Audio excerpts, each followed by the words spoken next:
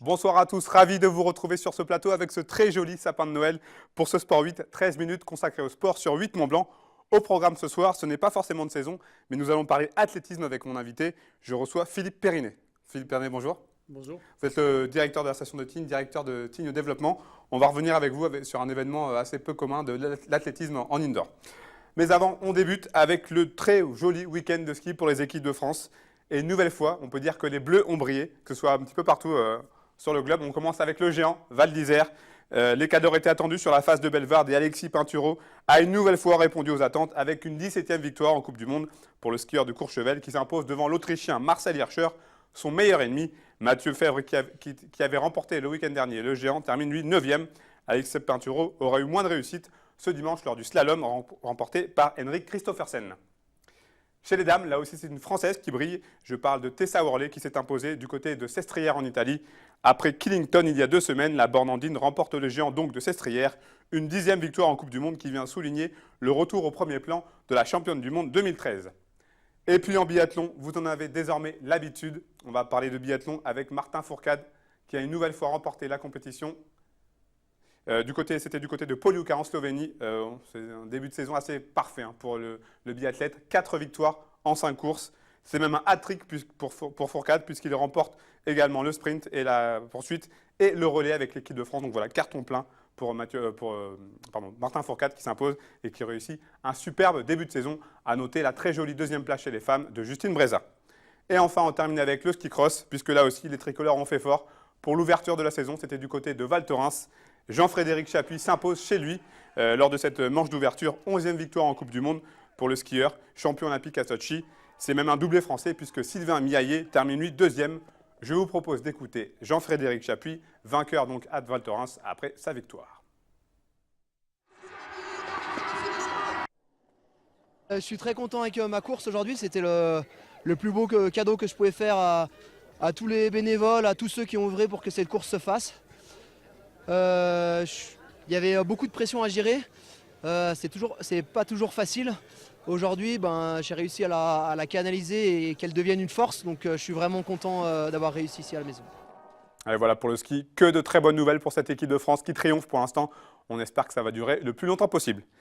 Allez, place à mon invité, Philippe Perrinet. Bonsoir. Vous êtes là donc pour évoquer un événement qui va se dérouler du 3 au 6 janvier 2017. Qu'est-ce qui va se passer à Tignes ? Effectivement, l'ouverture du circuit des meetings indoor de la Fédération française d'athlétisme se fera à Tignes cette année, du 3 au 6 janvier. Un meeting d'athlétisme à peu près 2000 mètres d'altitude au mois de janvier, c'est pas quelque chose d'habituel. C'est quoi? C'est le buzz c'est un buzz que vous tentez? C'est quoi? Non, c'est déjà le parachèvement de la vente de notre centre d'entraînement de haut niveau en altitude, qui peut recevoir plein de compétitions de plein de disciplines différentes, et en athlétisme particulièrement. Quelle est la genèse de ce projet un petit peu fou? Comment ça vous est venu à l'idée? Effectivement, des discussions entre fous, entre Renaud Longuèvre, le manager général des équipes de France, et moi-même qui suis un ancien athlète. Donc au cours d'un stage de l'équipe de France de saut préparatoire aux Jeux Olympiques de Rio, on a discuté un peu sur ce qu'on pourrait faire sur Tignes et on a décidé de tenter 2 meetings, un meeting indoor qui se fera en janvier, un meeting outdoor qui se fera en mois de juillet. Ah, donc ça on ne savait pas, un meeting aussi outdoor. On connaît la réputation de Tignes, longtemps fréquentée par l'équipe de France, par l'Olympique Lyonnais.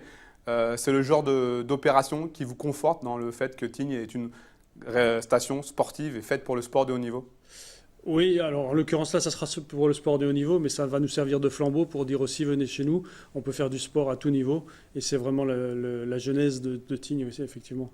Allez, on va parler un petit peu de football, on reviendra vers vous. Samedi, c'était jour de derby au Parc des Sports d'Annecy, entre d'un côté le FC Annecy et de l'autre Grenoble Foot 38, rencontre de CFA qui avait lieu donc ce samedi à 18 h. On regarde le résumé. 2 mois après le 5e tour de la Coupe de France, le FC Annecy et le GF 38 avaient donc de nouveaux rendez-vous sur la pelouse du Parc des Sports d'Annecy. Dans des conditions climatiques rendues difficiles par le froid, La première demi-heure est plutôt terne en matière de jeu. Il faudra attendre la 32e minute pour voir la première occasion de but et elle est pour les Grenoblois.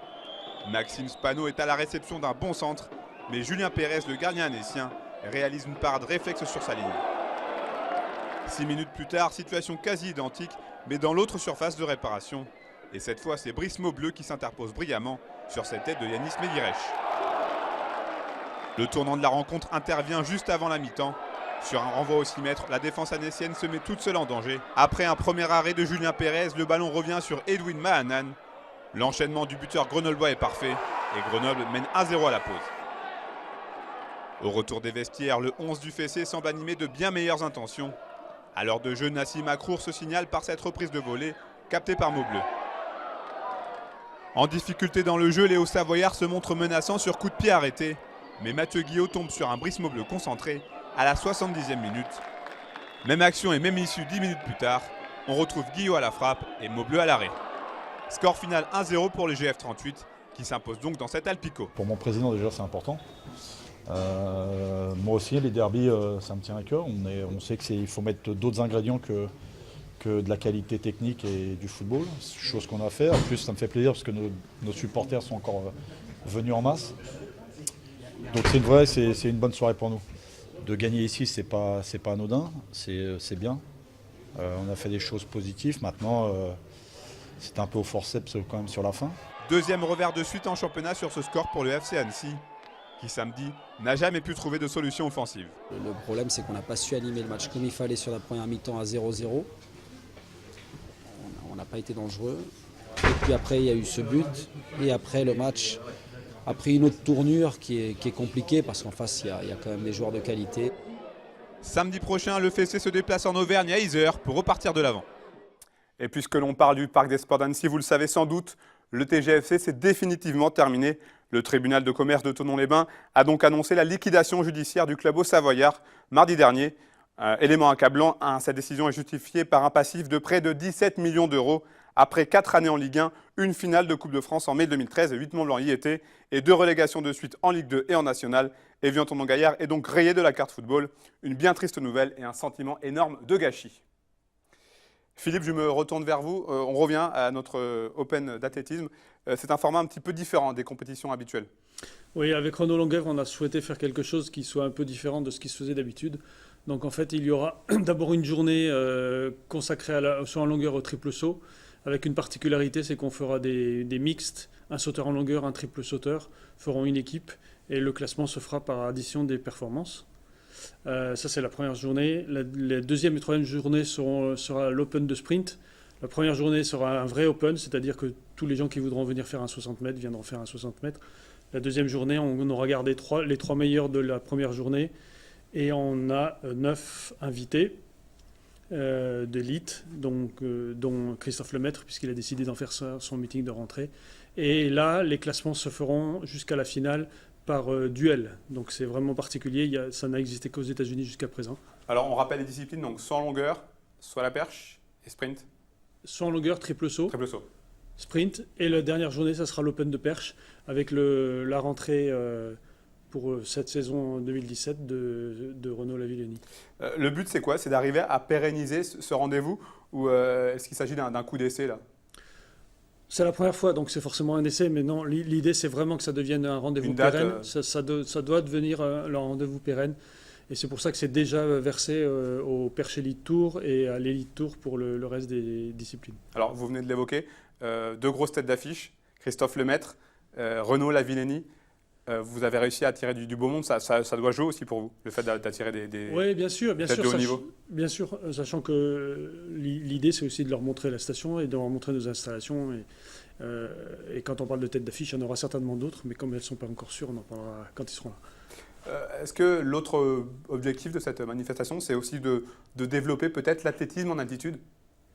Oui, en tout cas, on a ce centre d'entraînement en altitude qui sert aujourd'hui énormément aux footballeurs et aux rugbymen. Et il n'y a pas de raison pour que les athlètes ne s'en servent pas. Il y a déjà l'équipe de France de saut, ou des sauts, qui vient régulièrement, mais on pourrait avoir plein. Et les lanceurs et les sprinteurs pourraient venir s'entraîner chez nous. Oui. Pour en revenir à l'altitude, justement, à quel point ça peut influer sur les performances, le fait d'être là à quasiment 2000 mètres d'altitude, même si on le rappelle, on sera en indoor? Alors il y a deux choses. On peut parler des disciplines à dominante aérobie qui sont plutôt les disciplines longues. En ce qui nous concerne, ça ne nous touche pas puisqu'on n'a pas de stade en plein air, donc il faudrait que les gens viennent s'entraîner dans la montagne. En revanche, pour les disciplines anaérobiques, c'est-à-dire tout ce qui est à dominante sprint, on sait que, en tout cas à l'extérieur, il y a énormément de records de sauts qui ont été battus en altitude, soit à Sestrières, soit à Mexico. Un autre élément important, vous l'avez évoqué précédemment, le fait que ça soit une compétition open, ouverte à tous, ça aussi c'est un côté un petit peu sympa, pas forcément réservé à une certaine élite. Oui, c'était vraiment un point sur lequel on s'est un peu battu avec la FFA au départ. On voulait que ce soit open. Donc aujourd'hui, même quelqu'un qui n'est pas licencié, s'il amène un certificat médical et qui a envie de faire un 60 mètres, ou 2 ou 3 d'ailleurs, dans la première journée, pourra venir et montrer son talent. Allez, un petit mot de basket à présent avec Aix-Maurienne Savoie Basket qui continue sa saison de Pro B. La machine semble être repartie pour les basketteurs savoyards qui s'imposent sur le parquet de l'ADA Blois 61-58. Meilleur marqueur côté AMSB, l'Américain André Williamson avec 13 points. Le bilan, 4 victoires, 5 défaites après 9 matchs pour les joueurs de Sébastien Bozon. On va parler des pionniers de Chamonix-Morzine qui, eux, malheureusement, ont connu une semaine très compliquée, avec 2 matchs, 2 défaites, une défaite à domicile contre Grenoble et un lourd revers du côté d'Épinal, 6-1 ce week-end. Le CMHC est donc 12e et dernier de cette Ligue Magnus. Philippe, on rappelle les dates donc, de cette Open d'athlétisme ? Du 3 au 6 janvier, inclus. On imagine pour le public qu'il y a des réservations à faire. Il n'y a pas de réservation à faire. En revanche, on peut accueillir jusqu'à 1000 personnes et je pense qu'il y aura vraiment beaucoup de monde. Cette Open, est-ce que c'est un rêve, un aboutissement, le fait d'arriver à organiser une telle compétition dans votre station ? Oui, enfin c'est une idée un peu gonflée qu'on arrive à faire aboutir, oui, comme on a réussi à faire aboutir la semaine sur les valeurs du sport la semaine dernière. Une dernière chose pour attirer du public, est-ce qu'on aura des petites surprises de prévues en plus des performances sportives ? L'ambiance sera très particulière. L'ambiance et le format, tout ce qu'il y aura autour sera très particulier, effectivement. Avec de la musique, des speakers enthousiastes pour le moins, ça sera très bien. Ouais. Bon, en tout cas, on espère que tout va bien se passer. Bonne continuation pour la suite et puis on essaiera de venir vous faire un petit coucou du côté de 8 Mont-Blanc pour cet Open d'athlétisme du 3 au 6 janvier. Merci pour votre fidélité. Sport 8 sera à voir ou à revoir sur notre site internet 8montblanc.fr en replay. On se retrouve lundi prochain pour la dernière de l'année 2016. Bon sport à tous, bonne semaine. Au revoir.